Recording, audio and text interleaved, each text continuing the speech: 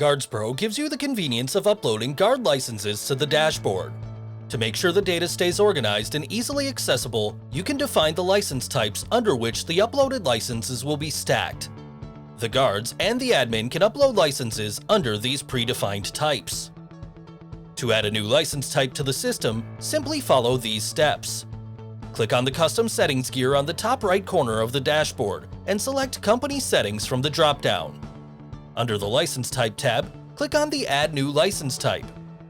On the screen that pops up next, simply type in the license name and click Submit.